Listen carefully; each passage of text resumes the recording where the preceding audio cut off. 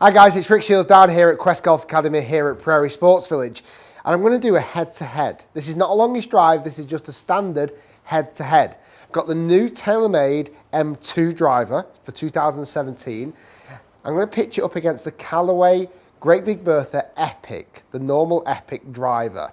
I'm going to hit 10 shots each with these two golf clubs, hit 10 ProV1s on GC2 HMT. I'm also testing out the new GC quad down here today as well, but I'm going to use the data off the GC2 and HMT today to show what the differences are between these two golf clubs, if there is any at all.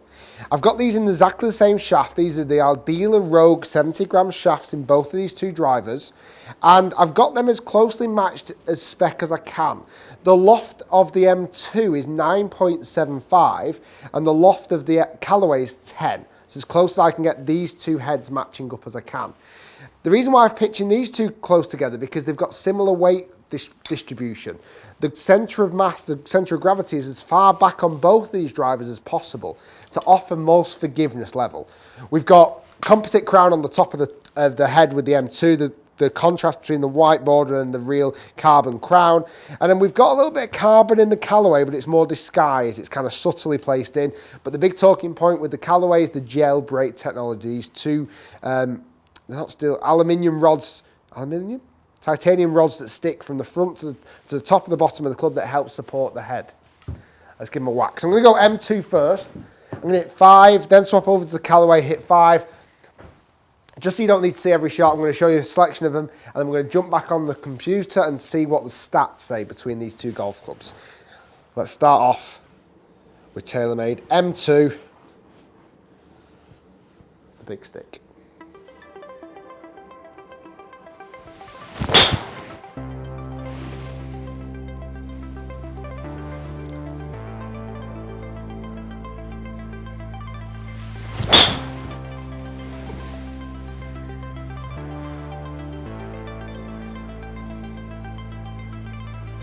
Okay, so that was 5 hit with the TAYLORMADE. I'm now going to move on to the Callaway Great Big Bertha Epic. 5 with this, I'm going to repeat the process until we've got 10 with each.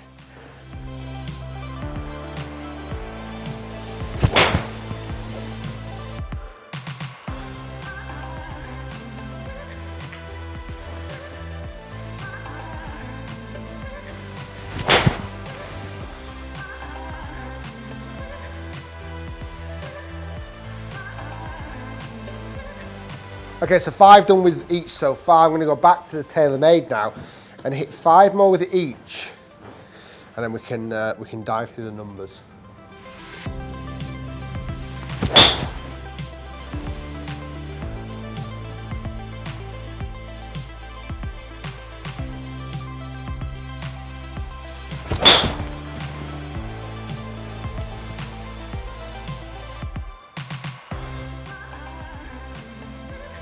Coming to the last 5 now for the Callaway. I've always enjoyed doing these tests. 5 more with the Callaway Great Big Bertha Epic.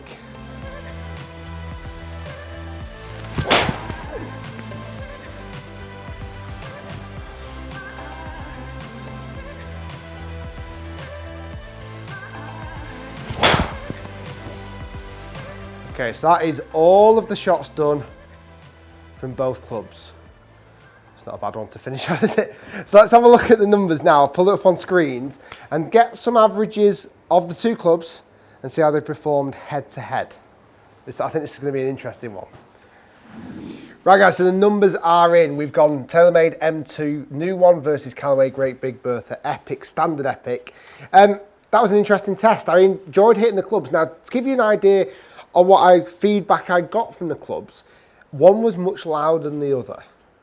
TAYLORMADE was much louder than the Callaway. Callaway had like a really dead sound to it coming off the face. The TAYLORMADE was much louder. I can't quite put a description on the loudness, but it was more of a crack, where the Callaway was definitely more of a thump. And I felt like with the Epic, over testing it for the last few months, it does feel quite hard off the face. It doesn't feel as springy, where on the TAYLORMADE one, I can feel it almost spring off the face to a degree. Is that the jailbreak technology? Possibly so.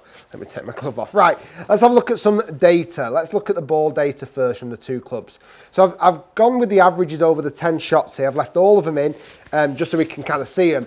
And very interesting results. Callaway Great Big Bertha Epic had a carry distance on average of 281. And that's about where I see the average sits when I do a test like this, when I'm not trying to hit the ball ridiculously hard. I'm trying to hit it like I would do on the golf course. 281 carry for 301 total distance, 162 miles per hour ball speed, 13 degrees launch angle with 2,500 RPM spin. I wouldn't expect too much low spin because it's not a low spin driver. Moving into the TaylorMade M2, the new version, it beat or carried further than the Callaway by 2 yards. So we're talking 2 yards of carry distance. But actually 4 yards of extra total distance. It had 305 total distance compared to 301. And I'm thinking it has that extra bit of rollout distance because the spin rate was 500 RPM less, which is a lot. The launch angle was lower, but I think you might have heard me say at the start of the video, there's about a 0.25 of a loft decrease in the TaylorMade there is in the Callaway with these two clubs. It's just the heads that I've got, they're the closest matched I can actually get them to be. So launch and spin characteristics there, because the ball speed is actually slower on the TaylorMade. For me, the launch and spin was definitely lower on the TaylorMade, and that spin numbers definitely made that ball total distance longer. Direction-wise, I was finding that the Callaway for me had a tendency of moving more to the right. I had a tendency of moving that Callaway, didn't really miss left with the Callaway. Where with the TaylorMade one, I was actually moving that left and right and straight. So I found my dispersion was just a little bit wider with the TaylorMade, even though the centre line was pretty accurate. I did hit very straight shots, in fairness. I saw the club head data, just to show you the test as close as I can get it, is matched it as closely as I can possibly get it. We see the club head speed there. The Callaway was actually just creating a mile per hour faster club head speed. Dynamic loft, again, the Callaway was up on the dynamic loft. You can then see the face angle was the same, pretty much. The path was very much the same, 1.5 degrees from the inside. Attack angle was both just nearly 2 degrees up. Strike location there in top right corner was almost identical, almost exactly the same. So on a head-to-head basis, very similar numbers.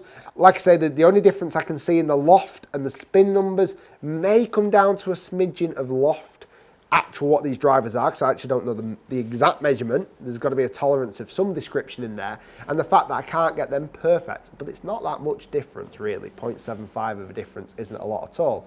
I'll leave all the data up on screen for you here, so if you want to dive through it, feel free. That's all the ball data for the TaylorMade on top, so feel free to pause the screen and look through it as you wish. That's all the Callaway ball data, so again, dive through that as much as you please, and I'll show you the club data. That's the club data for the TaylorMade on top, and then the club data for the Callaway down at the bottom. And again, guys, if you want to pause it and go into it in more detail, absolutely feel free.